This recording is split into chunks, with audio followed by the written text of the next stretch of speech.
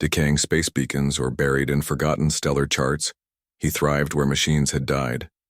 Where others saw danger and debris, he saw puzzles, ancient ones, beautiful in their ruin.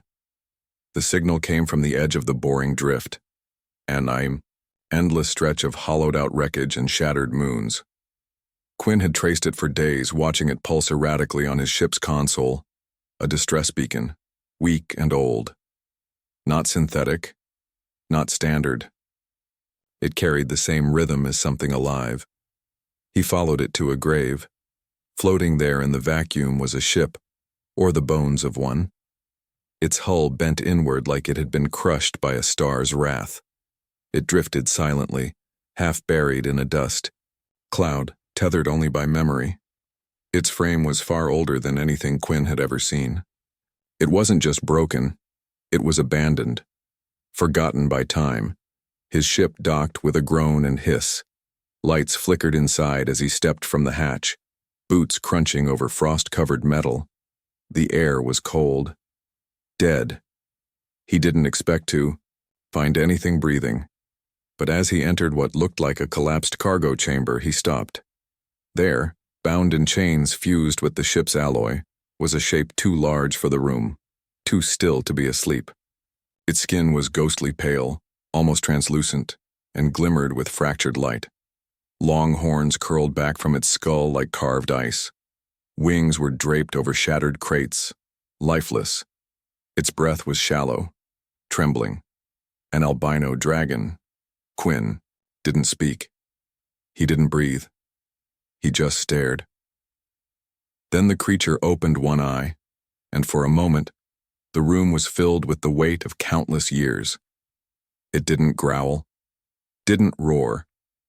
It watched him, and when it spoke, it wasn't in words, it was a whisper inside his skull. "You are not one of them." Quinn's heart pounded. He stepped forward. "No, I'm a mechanic. I got your signal." The dragon's eye blinked slowly. "They left me here." In silence.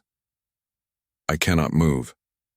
The chains pulsed softly, crimson, ethereal, not made of any metal Quinn had ever known. They looked ancient, wrong, alive. He studied them for a long moment, then turned his gaze back to the creature. "You're paralyzed. My spine was severed before they bound me. My fire drained, my wings silenced."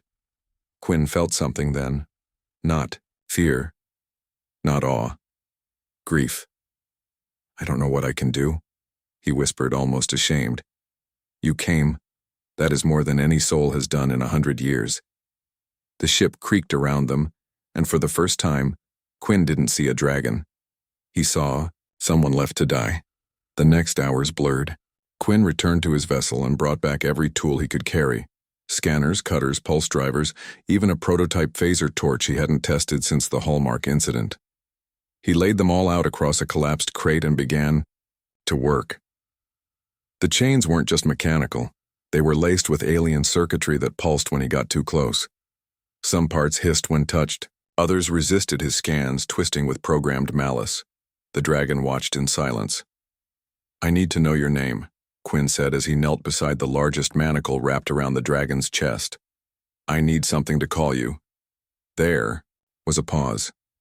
"They called me Volanthros." Quinn nodded. "Well, Volanthros, I don't care how long you've been here. No one deserves this." The dragon didn't reply. Quinn began with the left wing shackle, delicate enough to test without triggering whatever dormant defense protocols still laced the runes. His scanner identified it as a fusion of energy-based lock with neural feedback. That explained the dragon's paralysis. The chain was not just physical. It was suppressing nerve signals, dampening muscle control. A prison inside the mind. He worked slowly. Hours passed. Sweat gathered behind his ears despite the cold. The torch sparked once, twice, then finally cut through the first layer. The chain groaned, twitching like a severed limb. Volanthros growled, not in anger but in relief. It was low, vibrating. Quinn stepped back as the first piece of the manacle fell away, clattering to the floor. Light bled from the room, then faded. One wing twitched, just slightly, but it moved. Volanthros's eyes shifted toward him. That should not have been possible. Quinn offered a tired smile. Good thing I never cared much about the word should. He collapsed onto a broken pipe beside the dragon, chest heaving. For the first time, the creature seemed to breathe without pain, and for a long, still moment in that dead ship, something forgotten stirred between them, something neither chains nor time could silence. The following days became a ritual of impossible labor. Quinn returned to the wrecked ship again and again, each time pushing deeper into its cold, ruined interior, bringing with him tools, schematics, and supplies no human had ever designed for a creature like Volanthros.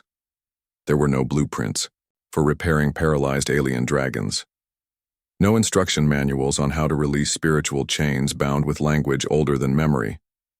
But Quinn was never one to follow manuals. He approached the next shackle, the one around Volanthros's spine, with the reverence of a surgeon and the stubbornness of a scavenger. The restraints here were different. They weren't just limiting movement. They were anchored directly to the nerves, thin tendrils of glowing material embedded into scale and bone. Volanthros gritted his teeth when Quinn touched them. Not in anger, in warning. This pain has defined me for 100 years. If you sever what remains of who I was. Quinn paused, one hand on his field cutter. You don't have to be who you were, he said softly. You can be something else, something free. For a long moment, the dragon said nothing. Then he nodded. The sparks flew bright this time. Flesh resisted, screaming through the cutter's lens as if the pain itself wanted to hold on. Quinn worked through the tremors, sweating, muttering curses to no one and everyone. He bypassed neural fuses, rerouted failing power loops, and finally, with a hiss like steam escaping a god's lungs, the spine shackles split down the middle and fell into dust. Volanthros's body arched, his chest heaving as if taking breath for the first time in a century. His wings shifted, a slow stretch, awkward and trembling. Then again, broader this time, spanning across the chamber, brushing against the collapsed ceiling with a hollow boom. He was still paralyzed, but less. That was enough. Quinn sat on the floor, arms limp, his heartbeat too loud in his ears. Volanthros looked down at him. You have no reason to help me. I didn't need a reason, Quinn said through his dry throat. I heard you breathing, and somewhere in the shadows of that broken ship, a shackle older than metal began to crack. The sky over Quinn's homestead shifted the morning Volanthros first stepped outside, not with weather, but with tension. For days, Quinn had housed the recovering dragon beneath the scaffolding of a repurposed service hangar. His land was remote, surrounded by sunburnt cliffs and dust fields, too far from any major settlement to draw eyes. He liked it that way. No noise, no rules, just engines, wind, and solitude.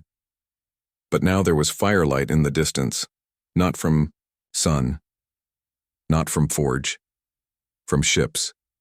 They descended without warning, 5 of them shaped like daggers carved from obsidian glass. Silent, coordinated. The clouds parted for them. Gravity buckled. Earth shifted beneath Quinn's boots as he stepped. Outside, shielding his eyes, Volanthros stirred inside the hangar, his breath catching. I know those vessels. Quinn turned toward him. Friends? Worse, judges. The ships hovered low before finally settling around the house. Each one exhaled a deep mechanical growl. The air turned metallic. The wind vanished, and then, from the largest vessel, a single ramp descended. They didn't march out like soldiers. They glided. 5 figures, all tall and draped in robes laced with silver filaments that shifted in patterns like language. Their skin shimmered like pearl under moonlight, and their eyes were blank, not soulless, just full, as if they carried entire histories behind their pupils. The one in front stepped forward, voice smooth as polished metal. We detected a signal, a resurrection, a breach. Quinn crossed his arms. You came to make sure he stays dead. The figure tilted its head. We came to confirm what should be impossible. Behind Quinn, Philanthros emerged, still weak, walking slowly on half-dead limbs, wings dragging behind. Him, eyes full of storm, the envoys flinched. Even without power, his presence shook them. "You chained me in silence," Philanthros said, his voice raw but rising. "You buried me in a tomb of metal and ghosts, and still I rise." "You were a weapon," one of the others hissed. "We forged you to hold the line. You turned on your purpose." "No," Philanthros replied. "I turned toward mercy." The first envoy raised a hand, signaling the others. Then something spectacular happened. Philanthros lifted his head, and the silver around his spine pulsed. The scars Quinn had helped sever lit with color. He glowed. Everywhere Quinn had cut and patched, every broken wire and shard of binding became fire. His body, still half-crippled, began to shine like a constellation rising from the dust. He did not roar. He sang a song of rebirth, and all 5 ships, without firing, without speaking, lowered their weapons. The envoys stepped back. They bowed, and Quinn, covered in oil and disbelief, realized something. He hadn't just fixed a broken dragon, he had awakened a god. The envoys didn't speak again. They knelt in silence as Philanthros stood beneath the rising light of the zephyr moons. His breath steamed in the cold morning air, and though his limbs trembled, his eyes blazed with a clarity that sent ripples through the dust. Quinn didn't move. He stood to the side, hands stained with grease and dried blood, unsure whether he'd just repaired a dragon or broken some sacred balance no human should have touched. The 5 ships pulsed faintly, as if holding their breath. Philanthros stepped forward, slow and deliberate.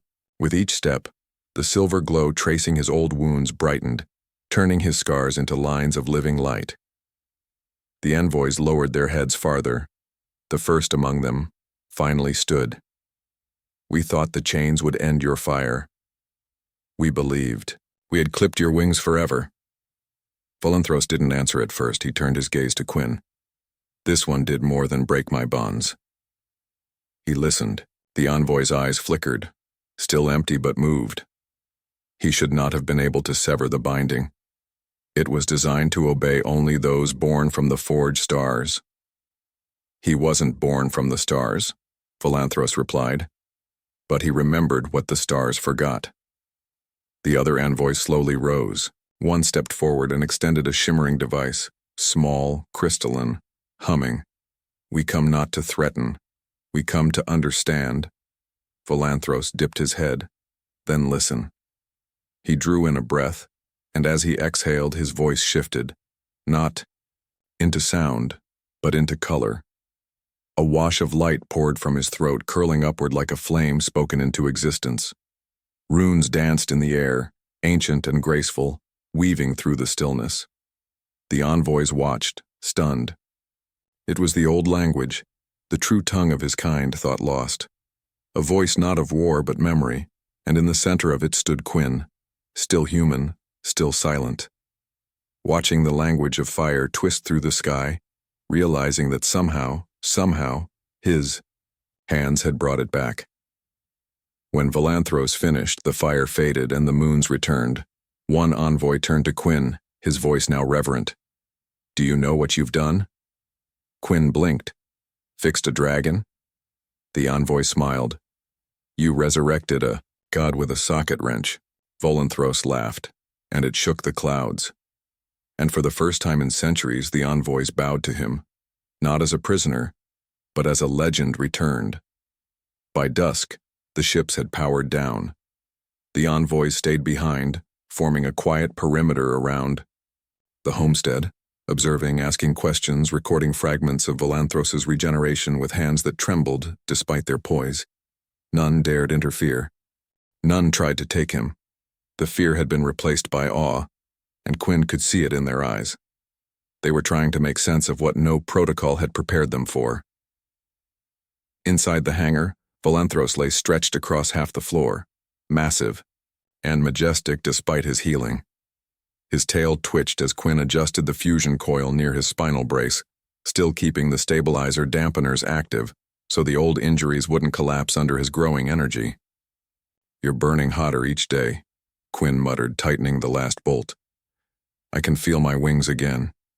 Think you'll fly soon?" Volanthros turned his massive head toward him. "Would you come with me if I did?" Quinn laughed. "I'm a mechanic, not a pilot. You're a mechanic who repaired a starborn creature with rusted tools and stubbornness. That makes you far more than a pilot."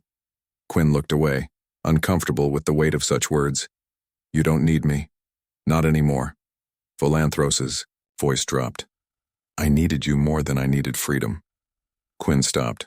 He looked at the dragon, the being who had once been buried beneath chains and dust, whose name had been scraped from memory, and he saw something unshakable in those star-forged eyes. "You really believe that?" he asked. "You didn't just repair my body," Volanthros said. "You remembered my name." Outside, the wind picked up. Something in the sky shimmered. Volanthros lifted his head sharply. "The stars are calling." Quinn followed his gaze. "You're sure?" "They know I've returned, and not all of them will kneel." Quinn glanced toward his garage. A half-finished ship frame sat under tarps, just another forgotten project he'd never had the courage to complete. "I suppose it's about time I finished that old bird," he said. Volanthros smiled, eyes glowing like dying suns. "You've always had wings. You just forgot how to build them." Then he stood, taller than before, stronger. The last of the paralysis had left him, and with it a storm began to rise on the horizon, not of wind or fire, but of stories waiting to be written. The hangar doors opened slowly, their rusted tracks groaning beneath the weight of anticipation. Quinn stood beside the massive control panel, hand hovering over the final lever, watching Volanthros through the rising mist. The dragon's silver-white wings stretched, wider than the hangar walls could contain. He looked almost too large for the sky. "Ready?" Quinn asked, the word barely louder than a breath. Volanthros didn't answer. He simply walked forward, step by trembling step, until his claws met open earth. The envoys had gathered beyond the cliffs, their ships casting long shadows across the valley. They didn't speak. They didn't interfere. They watched, like witnesses at the edge of something ancient returning to the world. Quinn stood at the edge of the platform, shielding his eyes as the sunlight broke through the clouds and fractured gold. The dragon raised his head. His wings, unfurled fully now, their translucent sails glowing with heat and memory. And then he ran. It was a gallop of thunder, limbs digging into the ground, until with a final surge he leapt from the ridge. He didn't fall. He rose. The wind caught him mid-arc, dragging him upward with a cry that shattered the silence below. It was not a roar. It was a scream of release. Joy, too large to be contained. His body twisted mid-air, wings pulsing, tail arcing like a comet's path across the sky. The clouds parted. The silver god returned. Quinn watched, breath held and throat tight. It felt like seeing the impossible. Breathe. Volanthros dove once, then climbed, faster than sound, higher than storm. The sky bent around him, and when he came down again, it was not alone. A pulse rippled through the air. Lights, faint and flickering like sparks from the broken universe, bloomed around him. Ghost images of other shapes, dragons, star beasts, long dead brothers, whispered across the sky in his wake. Echoes. Quinn's hands trembled as he realized what he was witnessing. Volanthros wasn't just flying, he was calling them back. By the time he landed, the valley had changed. The air shimmered. The earth hummed, and the envoys had fallen to one knee. Volanthros turned toward Quinn. "They remember me." "You gave them something to remember," Quinn whispered. "No. You did." The world had shifted, and in its center stood a mechanic, and the dragon he brought back from silence. Chapter 8. The Ones Who Feared the Light. The sky darkened before the second arrival. It wasn't natural, not like the dusk that fell on Zephyrs, horizon or the soft lull of moons passing overhead. This was something deliberate. A shadow pushed through the clouds, unnatural and cold, swallowing the stars as it came. Quinn was inside the garage when the power flickered. The air turned still. Even the envoys, stoic and composed, looked up, unease breaking through their posture for the first time. Volanthros emerged from his resting place beneath the cliffs, wings tucked, eyes sharp. "They've come." "Who?" Quinn asked. "The ones who put me in chains." "The architects." Quinn stepped outside, jaw clenched. The ship that descended wasn't shaped like anything he'd ever seen. It was silent, angular, a perfect wedge of obsidian, etched with constellations that didn't belong to their sky. It didn't fly. It glided, a crack in the atmosphere that breathed no sound. It landed far beyond the envoys, but everyone felt it. Its presence like cold water spilled across a fire. A single figure emerged, clad in white. No armor. No face, only a mask, carved from starlight and silence. Volanthros's wings spread, his body rising with a growl that shook the stone beneath them. "You dare come now after 100 years?" The architect's voice didn't carry. It didn't need to. Its words slipped into their minds like frost. "You were not meant to return. I was not meant to be forgotten." Volanthros spat. "You disobeyed. You showed them mercy. And for that, you were broken." Quinn stood between them now, hands balled into fists. "Is that what you call justice? Putting a creature in chains because he wouldn't kill for you?" "He was not a creature," the voice echoed. "He was a weapon. One we forged to burn the dark. And he chose not to," Quinn snapped. "And he chose right." The architect's mask turned toward him. For a moment, the wind stopped. "And you, mortal? You think your hand rewrote fate?" Quinn stepped forward, chin high. "I didn't rewrite fate. I reminded it that mercy isn't a malfunction." Volanthros surged behind him, light seeping through his scars again. "If you came to kill me, do it. If you came to threaten, leave." The architect tilted, its head. "We came to see if what remained of you was worth remembering." And with that, the figure stepped back into the ship. No fight, no war, just departure.